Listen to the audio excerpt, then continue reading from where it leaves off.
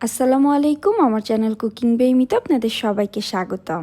এখন যেহেতু কাঁচা আমের সিজন, এখনই তৈরি করে রাখতে পারেন কাঁচা আমের টক ঝাল মিষ্টি আমসত্ত্ব।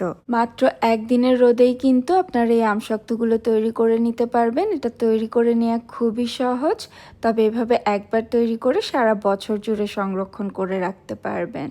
তবে যদি বছর জুড়ে আমসত্ত্ব সংরক্ষণ করে রাখতে চান, সেক্ষেত্রে কিন্তু অল্প করে তৈরি করলে হবে না, একটু বেশি করেই তৈরি করার চেষ্টা করবেন, তা না হলে কিন্তু তৈরি করতে করতেই শেষ হয়ে যাবে। খেতে এত বেশি মজার হয়, কোনো রকম কোনো আর্টিফিশিয়াল কালার ছাড়াই কিন্তু আপনারা কাঁচা আমের এই মজার আমসত্ত্বটা তৈরি করে নিতে পারবেন। পুরো রেসিপিটা দেখলে আশা করছি আপনাদের রেসিপিটি অনেক বেশি কাজে আসবে। এখন কথা না বাড়িয়ে আমি পুরো রেসিপিতে চলে যাচ্ছি।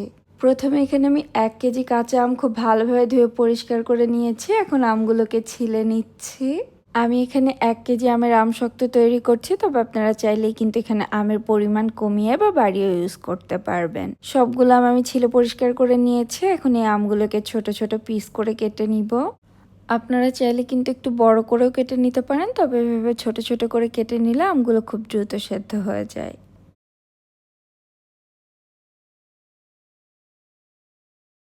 আমি সবগুলো আম এভাবে ছোট ছোট পিস করে কেটে নিয়েছি। এখন এগুলোকে একটা প্যানে নিয়ে নিচ্ছি। এই কাঁচা আম সেদ্ধ হতে কিন্তু খুব বেশি সময় লাগে না। আমগুলোকে সেদ্ধ করার জন্য আমি এখানে 2 কাপ পানি দিয়ে দিচ্ছি। 1 কেজি আমের জন্য আমি এখানে 2 কাপ পানি ইউজ করেছি। 1 কেজি আমের জন্য পানির পরিমাণ এর থেকে বেশি দেওয়ার দরকার নেই, কেননা এটা সেদ্ধ হওয়ার পরে কিন্তু আবারও চুলায় জাল করে এই পানিটাকে শুকিয়ে নিতে হবে। এর সাথে আমি 1 টুকরা দিয়ে দিচ্ছি দারচিনি আর 4-5টা দিয়ে দিচ্ছি গোলমরিচ। আস্ত গোলমরিচ আমি এখানে ইউজ করেছি। এখন এটাকে ঢাকনা দিয়ে চুলার আঁচটাকে মিডিয়াম লোতে রেখে 15 থেকে 20 মিনিটের মতো সেদ্ধ করে নিব। আপনারা চাইলে কিন্তু প্রেসার কুকারে দিয়ে ওইগুলোকে সেদ্ধ করে নিতে পারেন, তাতে আরও দ্রুত এটা সেদ্ধ হয়ে যাবে।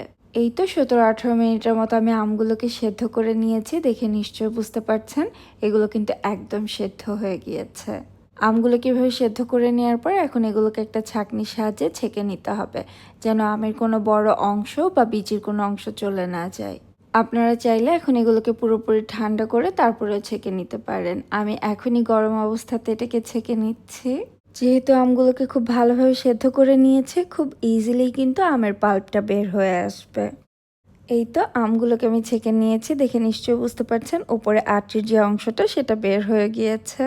আর একদমই স্মুথ একটা আমের পাল্প তৈরি হয়েছে। এখন চুলায় আবার একটা প্যান বসিয়ে নিয়েছি আর আমের পাল্পটা নিয়ে নিচ্ছি। সম্পূর্ণ আমের পাল্পটা ঢেলে নেওয়ার পরে এখন এর সাথে দিয়ে দিচ্ছি 1 চা চামচ লবণ, 1 চা চামচের একটুখানি কম দিয়ে দিচ্ছি বিট লবণ, হাফ চা চামচের মতো দিয়ে দিচ্ছি চাট মশলা। দিলে কিন্তু এটাতে দারুণ একটা ফ্লেভার আসবে, তবে আপনারা পছন্দ না করলে না দিলেও চলবে। আর আমি এখানে 1 কাপের কিছুটা কম 1/3 কাপের মতো নিয়েছি চিনি। চিনিটা কিন্তু আপনারা আপনাদের স্বাদ মতো কমিয়ে বাড়িয়ে এখানে ইউজ করতে পারবেন। যদি আমসত্ত্বটা একটু মিষ্টি করতে চান তাহলে চিনির পরিমাণটা একটু বাড়িয়ে দিবেন। আর আমের টক বুঝেও কিন্তু মিষ্টির পরিমাণটা কমিয়ে বাড়িয়ে নিতে পারবেন। আমার কাছে আমসত্ত্বটা একটু টকই ভালো লাগে, সেজন্য আমি এখানে চিনির পরিমাণটা 1 কাপের একটু কম দিয়েছি। আর এখানে 1.5 চা চামচের মতো দিয়েছি লাল মরিচের গুঁড়া। সব কিছুকে খুব ভালোভাবে মিশিয়ে নিয়েছি।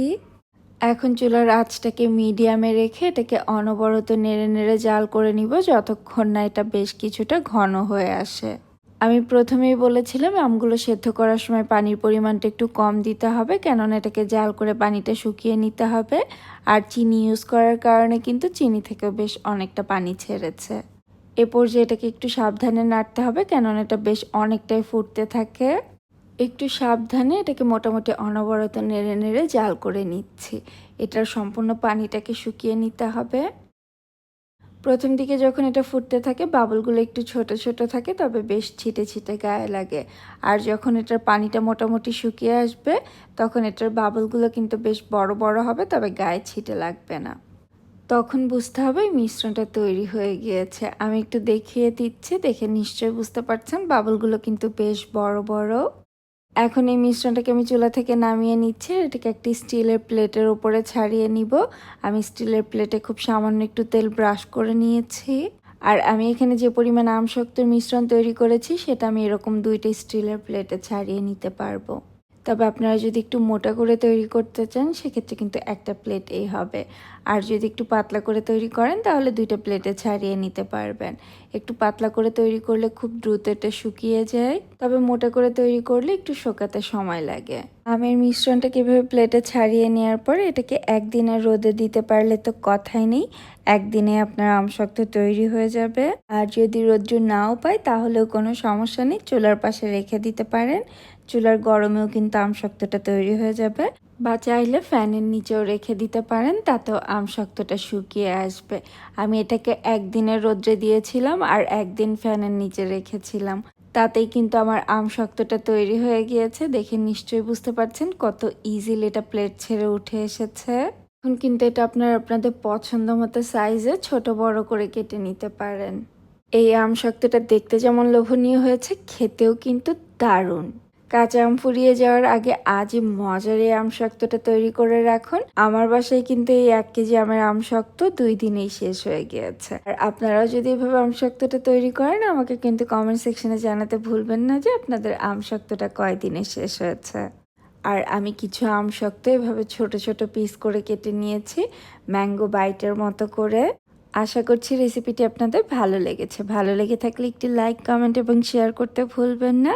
সবাই অনেক বেশি ভালো থাকবেন আর আমাদের জন্য দোয়া করবেন। আল্লাহ হাফেজ।